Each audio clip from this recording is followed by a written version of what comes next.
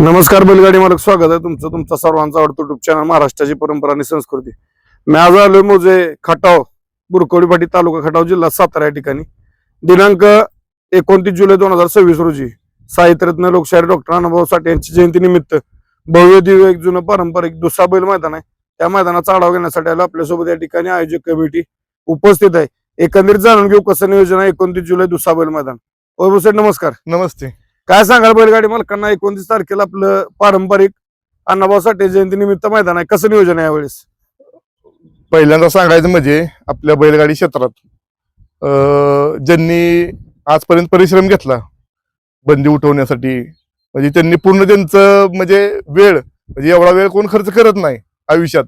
म्हणजे त्यांचा संसार ही ती सगळं सोडून एक बैलगाडी मालक आणि ही बैलगाडी कुठेतरी टिकावी यासाठी आतोनात प्रयत्न करणारे नितीन आबा शेवाळे, आबांनी राजीनामा दिला, ह्याची खंत संपूर्ण महाराष्ट्राला आहे की आबांनी परत यावं, आबांनी परत या क्षेत्रात पुन्हाही करावं.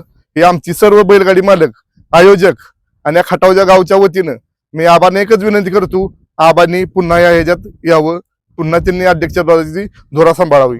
आणि दुसरी सांगायची गोष्ट अशी की मैदान सालाबाद प्रमाणे ह्याही वर्षी मैदान लोकशाहीर अण्णाभाऊ साठे जयंती निमित्त जे मैदान पारंपरेनं भरतं. आणि महत्वाचं सांगायचं म्हणजे 2009 साली आबांच्या राजाचा ह्या मैदानातला 1 नंबर आहे. बरोबर. त्यावेळेस जावळा बकरा आणि 9,000 त्यावेळेचं बक्षीस होतं. तर आबांचा त्यावेळेसचा आबाचा राजा आणि सातावडीचा नंद्या ह्या जोडीनं इथे 1 नंबर केलेला आहे. नक्कीच. आणि हे मैदान परंपरेनुसार भरतं लोकशाहीर अण्णाभाऊ साठे यांच्या जयंतीनिमित्त. या मैदानाची बक्षिसाची रूपरेषा अशी आहे: प्रथम क्रमांक 51,000, द्वितीय 41, तृतीय 31, चतुर्थ 21, पंचम 15, षष्टम 10 आणि सातवा 7 अशी रूपरेषा आहे. आणि गाड्या वाढल्या तर बक्षिसात वाढ केली जाणार आहे. नक्कीच. वैभव साहेब काय सांगाल, अखिल भारतीय बैलगाडी संघटना आणि शासनाच्या खटाव तालुका यांच्या नियमानुसार मैदान संपन्न होणार का? हे मैदान अखिल भारतीय बैलगाडी संघटनेच्या नियमानुसार, खटाव तालुका बैलगाडी संघटनेच्या नियमानुसार, आणि हे मैदान म्हणजे पश्चिम महाराष्ट्र मर्यादित आहे. बर. मग बैलगाडी मालकांना काय सांगाल, गाडी कमी जास्त आली आपली बक्षीस पूर्ण दिली जाणार का? गाडी कमी जास्त जरी झाली तरी बक्षीस या ठिकाणी रोख दिलं जाणार आहे. मैदानामध्ये काय ओळख वशिला पावणार रावला काय तसलं काय चालणार? आता तुम्ही बघताय ऑनलाईनचा झालेला आपला जमाना, आता त्यात पाहुणा रावळा इथं काहीच करता येत नाही. नक्कीच. सर्वांसमोर आता कसा आहे, तिसरा डोळा या मैदानाच्या क्षेत्रात आला, पहिल्यासारखं काय राहिलेलं नाही. नक्कीच. त्यामुळे माणसांनी म्हणजे येणाऱ्या स्पर्धकांनी असं काय मनात धरू नाही की इथं उशिरा चालेल काय चालेल. बरं, दुसरी गोष्ट, आता दुसरा बैल मैदान आपलं फाटीला पल्ला आपला साधारणतः 900-950 फूट आहे. 900 साठी फुटाचा किती पल्ला. पल्ला असणार आहे? काही कमी केला जाणार आहे मागण्या जरा बैलांना थांबण्यासाठी. बर. साधारणतः 900 फुटापर्यंत 900 हो 850-900 फुटापर्यंत ठेवणार आहे. मित्रांनो, बुरकवडी फाटी आपल्याला माहिती आहे सुसज्ज फाटी आहे. म्हणजे चालू मैदानामध्ये अगदी जरी पाऊस जरी आला, तासभर पाऊस पडून जरी निवाळत तरी या ठिकाणी मैदान होऊ शकते. त्यामुळे कसली अडचण नाही फाटीला. आणि इथं विषय काय आहे, आता महत्वाचं सांगतोय, मागच्या पाठीमध्ये पण बोललो, कारण पहिल्यापासून बुरकवडी म्हणलं जातं. ऍक्च्युली फाटी असताना खटावचे, फक्त ती काय झालं आता जवळ गाव पडतं बुरकवडी, त्यामुळे लोकांना लोकेशन म्हणून बुरकवडी म्हणलं जातं. पण फाटी असताना खटावचे आहे, त्यामुळे खटाव फाटी म्हणलं जातं. पण खटाव फाटी अजून लक्षात येणार, कारण खटाव फाटी म्हणलं की लोकांच्या लक्षात येते जुनी हुसेनपूर फाटी, कारण जुनं मैदान त्या हुसेनपूर फाटीला बिनजोड बंदीमध्ये शर्यती वगैरे व्हायच्या. परंतु ही पण फाटी जरी बुरकवडी म्हणलं जातं पण प्रॉपरली खटावची फाटी आहे. त्यामुळे बैलगाडी मालकांना विनंती असणार आहे, येत्या 29 तारखेला मोठ्या संख्येने उपस्थित राहून या जुन्या पारंपरिक मैदानात शेवडवा. ऑनलाईन नोंद कधीपासून चालू आहे? ऑनलाईन नोंद आपली कालपासून चालू झालेलं आहे. बर. ऑनलाईनचं बॅनर सुद्धा सोडलेलं आहे.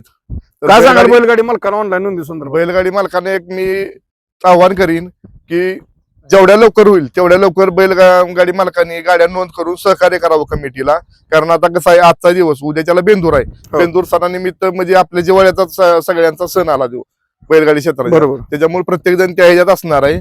त्यातनंही वेळ काढून जसं जमल असं प्रत्येकाने आपापल्या गाड्या इच्छुकांनी नोंद करून घ्याव्या त्या, आणि मंडळाला सहकार्य करावं. आणि लॉट ह्याचं 28 तारखेला संध्याकाळी पडले जाणार आहेत. नक्कीच. बैलगाडी मालकांना माझी विनंती आहे, आज दिनांक आहे 26, 27 आणि 28 शेवटचे 3 दिवस आहेत. येत्या 3 दिवसांमध्ये मोठ्या संख्येनं ऑनलाईन नोंद करून उपस्थित राहून या मैदानात शोभाडवा.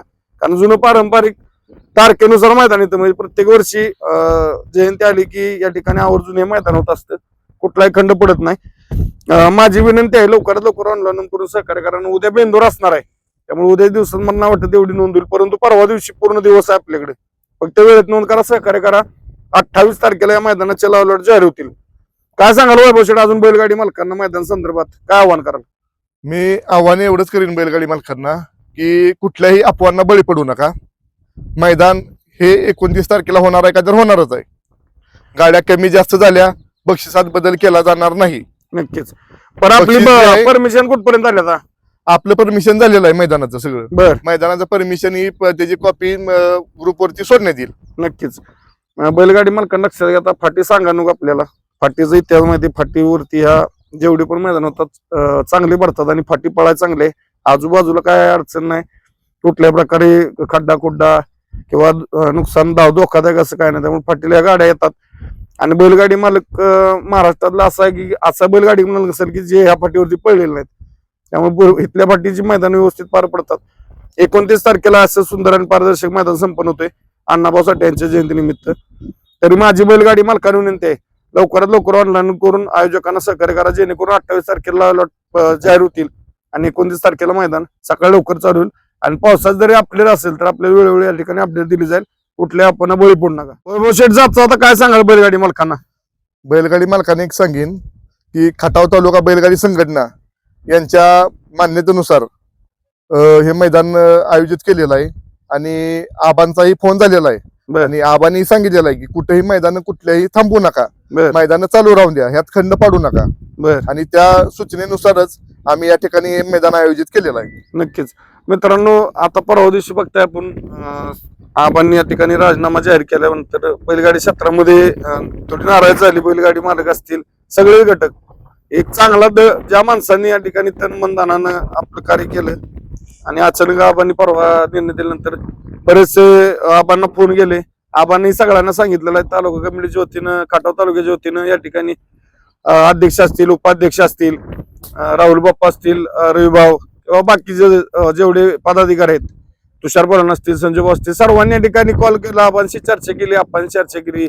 सर्वांनी सांगितलं की मैदान थांबू नका, कारण यात्रेच्या आता काय काय पारंपरिक श्रावण महिन्यात मैदान येतात किंवा मैदान जी पडलेली आहेत ती थांबवू नका.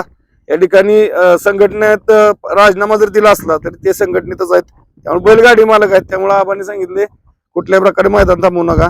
माझी बैलगाडी मालकांना विनंती आहे, सर्वांच्या वतीने मी आबांना विनंती करतो की आबांनी लवकरात लवकर आपला राजीनामा मागे घ्यावा आणि पुन्हा एकदा पदावरती येऊन या ठिकाणी ही दोरा सांभाळावी आणि बैलगाडी शर्यत क्षेत्र चांगल्या म्हणजे जसं चांगलंच सुरळीत चाललंय असंच कायम चालू राहावं ही सदिच्छा व्यक्त करतो.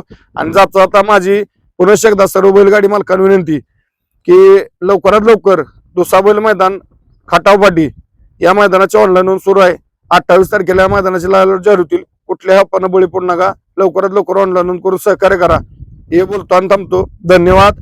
जय हिंद, जय महाराष्ट्र, जय जिजाऊ, जय शिवराय. बाळूमामांच्या नावानं चांग बरं.